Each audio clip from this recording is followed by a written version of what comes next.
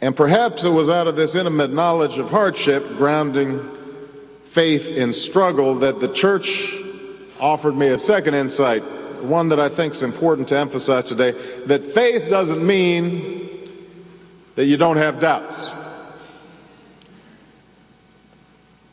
You know, you come to church precisely because you are of this world, not apart from it.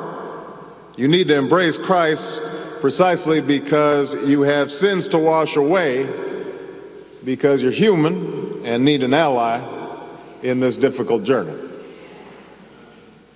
And it was because of these newfound understandings that I was finally able to walk down the aisle of Trinity United Church of Christ on 95th Street in the south side of Chicago one day and affirm my faith.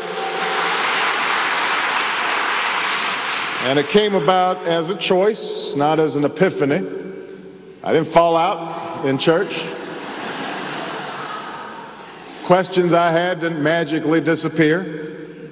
But kneeling beneath that cross on the south side, I felt that I heard God's Spirit beckoning me. I submitted myself to His will and dedicated myself to discovering His truth. And that's a path that has been shared by millions of Americans, evangelicals, Catholics, Protestants, Jews, Muslims, some since birth, others at certain turning points in their lives. It's not something that sets them apart from the rest of their beliefs or their values. In fact, it's often what drives their beliefs and their values. And that's why, if we truly hope to speak to people where they're at, to communicate our hopes and values in a way that's relevant to their own, then progressives, we cannot abandon the field of religious discourse. Because when we ignore the debate about what it means to be a good Christian or Muslim or Jew, when we discuss religion only in the negative sense of where or how it should not be practiced, rather than in the positive sense in terms of what it tells us about our obligations towards one another, when we shy away from religious venues and religious broadcasts because we assume that we will be unwelcome, others will fill that vacuum. Those with the most insular views of faith, or those who cynically use religion to justify partisan ends. In other words, if we don't reach out to evangelical Christians and other religious Americans and tell them what we stand for, then Jerry Falwell's and Pat Robertson's and Alan Keyes's views will continue to hold sway. More fundamentally, the discomfort of some progressives with any hint of religion has often prevented us from effectively addressing issues in moral terms.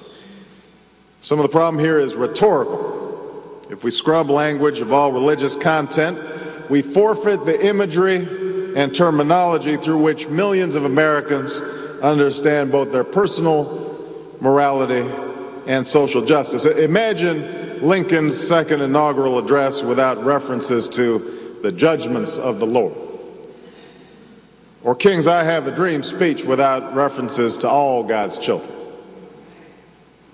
Their summoning of a higher truth helped inspire what had seemed impossible, moved the nation to embrace a common destiny. So our failure as progressives to tap into the moral underpinnings of the nation is not just rhetorical, though. Our fear of getting preachy may also lead us to discount the role that values and culture play in some of our most urgent social problems. After all, the problem of poverty and racism, the uninsured and the unemployed, all the problems that are chronicled in this pamphlet, are not simply technical problems in search of the perfect 10-point plan. They're rooted in both societal indifference and individual callousness.